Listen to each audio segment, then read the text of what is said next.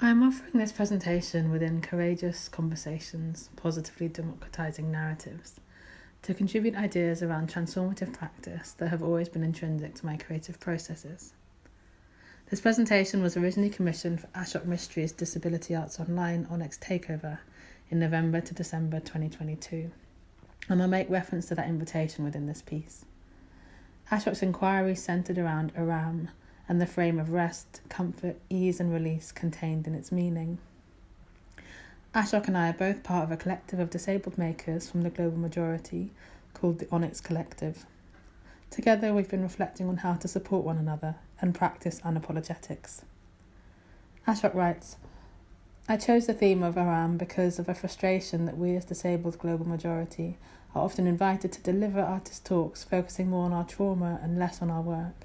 But I think allowing artists to rest and talk about whatever they want fits in with the Onyx approach of unapologetics. As my presentation roams through my practice in relation to the mess of needing to rest and create, I hope to give time to imagining alternative ways to encountering dancing and the simultaneously complex and joyful potentialities held within our bodies and their politics. The sensorial nature of this dancing politic always seems to me to carry an awareness of change, from the moment-to-moment attentiveness of improvisation to the wider ways we can work towards systemic change by considering the multifaceted depth and breadth of our bodies in relation to others. With care and heart as always, Alexandrina.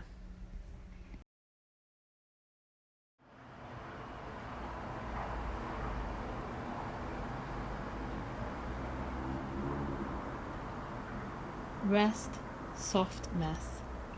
Alexandrina HEMSLEY / Iwande 103.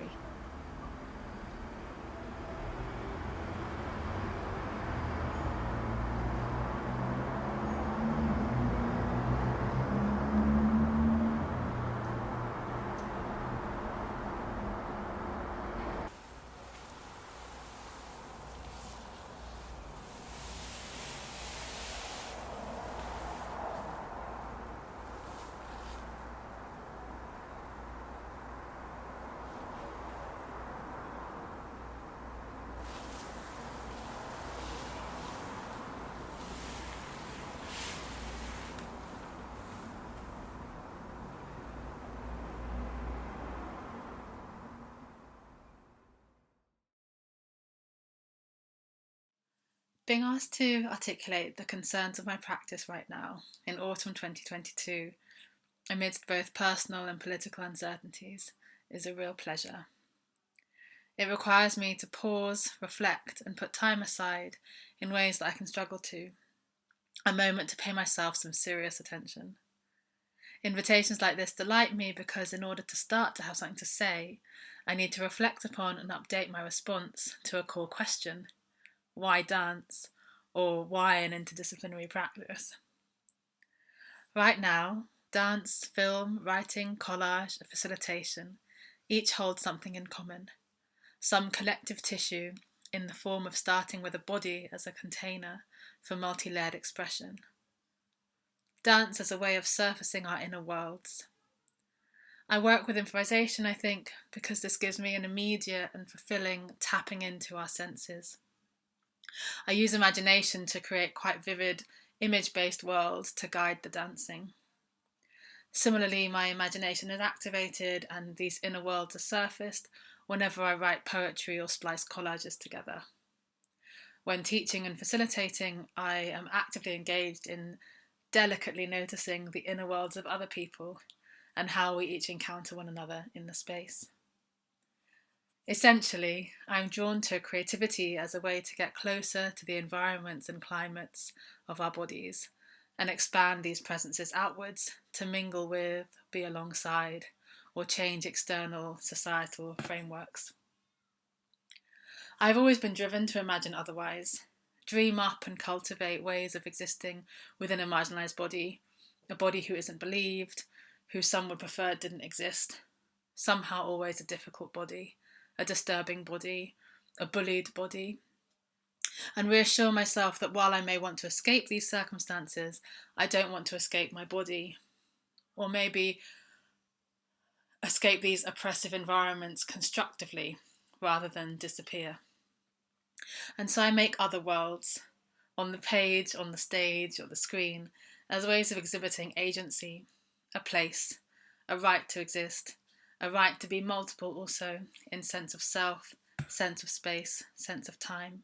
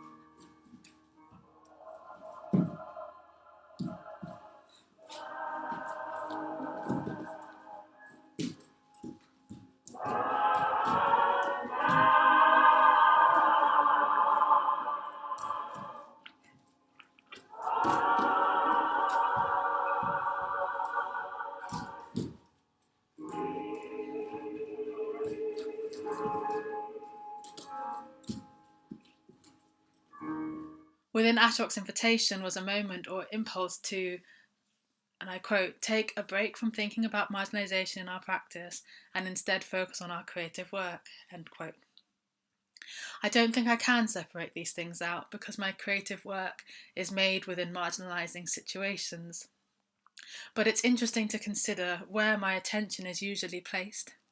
Am I more often in the harshness of the marginalisation, racism and ableism, and their purposeful operations which erase, eradicate, minimise, dismiss, cause self-doubt and add to exhaustion? Or am I more invested in carving out my own space to seek and tap into the ways creative work can nourish and replenish? And if I'm not allowing myself to be replenished, how might I be able to more? Can I take a break?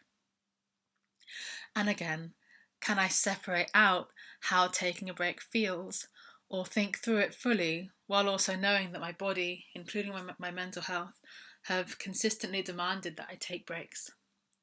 Can I consider something or build upon something that I don't always have agency over?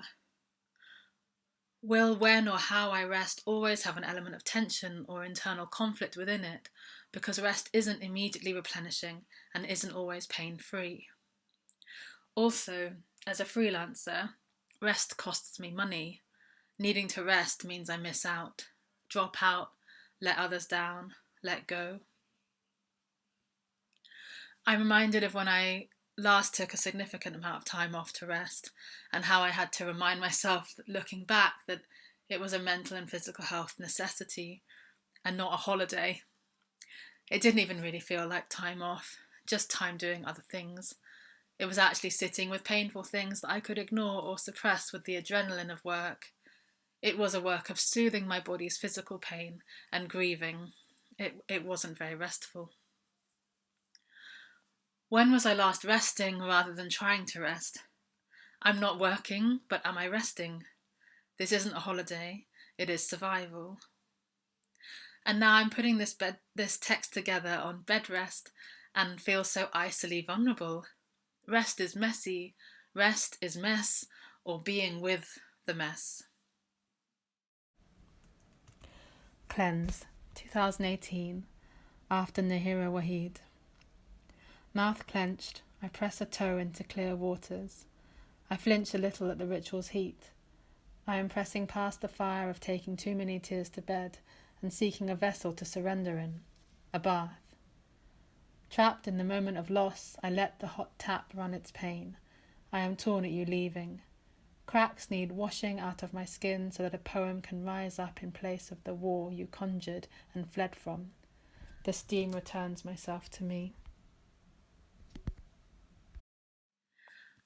Reading Ashok and Joe's emails back around this invitation, I'm struck by the many instances where they both offer support. Conversation, filming help, chances to discuss what I might say if I had the time. There was consideration too of whether I prefer to work alone. Not only is their generosity rare, but my own noticing that I glanced over this. I brushed it aside and excluded their offerings as something I could take either of them up on. I had to face up quite ashamedly to the fact that my current circumstances mean that I'm actually too tired to know what my preferences are. And that I default so effortlessly into the, oh no, I'll be fine, I'll work alone, I'll come up with something to say in the quiet hours of the morning, the early hours of the morning when the moon is still up and I don't think for a second that I might deserve support. It's kind of a protective mechanism to contain my messy head, keep all my uncertainties hidden. That way I can resurface and fulfill the invitation with coherency. Currently, I'm sitting restlessly at the edges of myself where rest is a survival, and somehow I've assumed that means going it alone. Plus cat. We are in the terrain of the compounding and contradictory isolation of resting. Right now, I need to rest. My life depends on it. Burnout in 2014 to 2015 meant adapting practice and finding ways to explore around mental health and disability. These tidal, radical shifts in how to navigate an arts practice, which I can still be quite resistant to. I still have a want to keep up with the norm, and foregrounding rest within my practice currently also means missing out on a lot. With a lot of rest comes a lot of internalized judgment for me about not being able to keep up, be present, or witness and support work by friends and peers that I admire. Within rest is a constant learning for me to be soft, soft, soft. Last year, my stillborn son passed through me to rest always, from womb world to an unknown world, having never stepped foot in this one. My body as container, a tomb, a sanctuary. I laid my son to rest.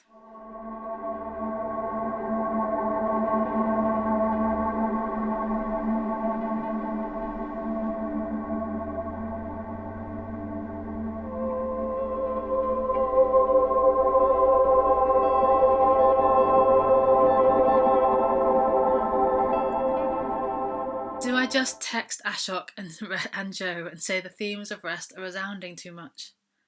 The volume that these connections are taking up is too great? Or do I sit compassionately with myself and consider the volume's container and shape? Because again, I want to build, to construct rather than disappear.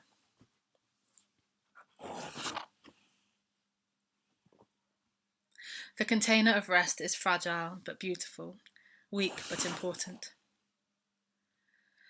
I've been filmmaking as part of my practice since 2015, as another kind of container and another kind of intimacy.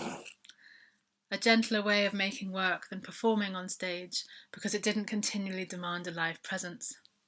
I could both ease up on the demands of a performance schedule and find ease. Within my latest work, Fountain, I wanted to continue to develop the watery writings and metaphors I'd used in my creative writing for many years.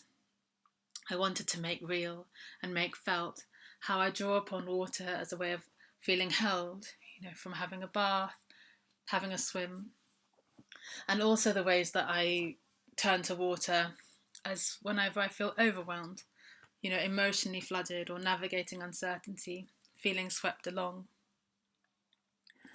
Fountain blends dance with digital watery environments, and I love how creating digital landscapes is a way to extend imagination and again realise or make real the environments that hold our bodies and their experiences, our psychogeographies, ranges of emotions that can be transposed onto a surrounding landscape, and our bodies are held and reflected within them. There is a meeting point, like when skin meets skin, an encounter, an acknowledgement.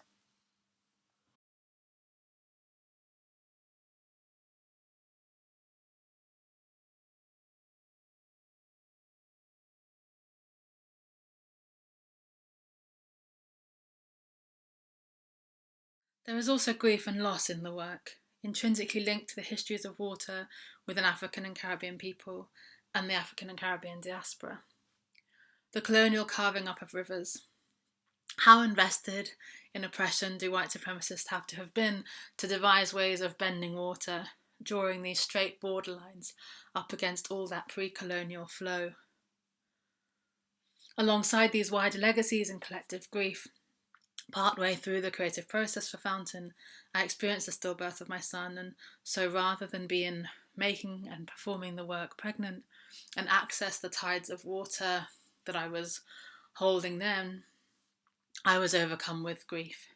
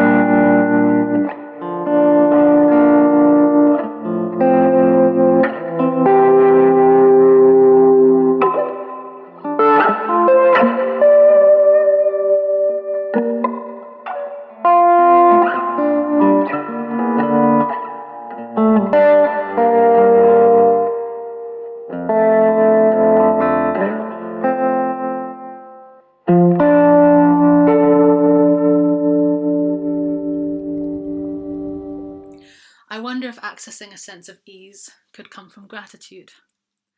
I'm very grateful that Fountain has had a picture house tour.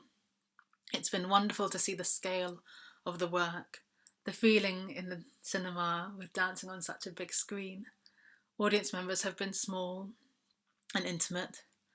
I think a mixture of me being unable to continually have a presence the last few years, I guess, and also this huge, urgent, wider economic context of what so many are facing this winter. Very few of the industry folk I've built up connections with over the past 12 years have come to see the work. I'm not sure where this leaves me and my career, especially in relation to disability, exposure, access, inconsistency of support. But for those organisations who have been to see the work and supported the ways the tour has had to adapt around my need to rest, I've been incredibly touched by the flexibility shown and how this work can and is being presented even while I rest at home. I'm really proud, and I really hope that it sets a precedent for other artists and dance filmmakers to move in these spaces if they want to. There is always the dimension of navigating more mainstream spaces and the tensions and power disparities around this. Good accessing rest, comfort and ease come from permission. This summer I couldn't take care of myself. I couldn't care for my long mixed heritage hair, and I cut it off. In the past, shaving my head had always felt empowering, something I felt a lot of agency in. I used it as a kind of passageway or transition marker, a kind of closing of the chapter and inviting in the new, inviting in the future.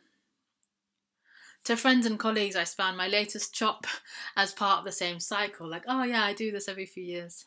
But I was lying. I was sick. I was too sick to cope and too exhausted to condition and comb through my hair.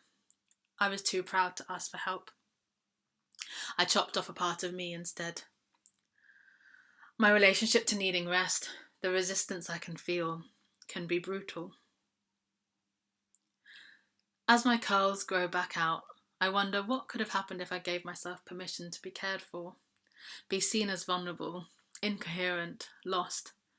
Right now, there is a disconcerting amount of comfort and coherency reporting after the facts. The moon has gone to bed, and now the sun is up. Upcoming for 2023. Limited edition collage printed on bedding, duvets, blankets and pillow covers. Launching Oscar Rock Bereavement Fund, including care packages for freelancers who have experienced baby loss. Watch this space.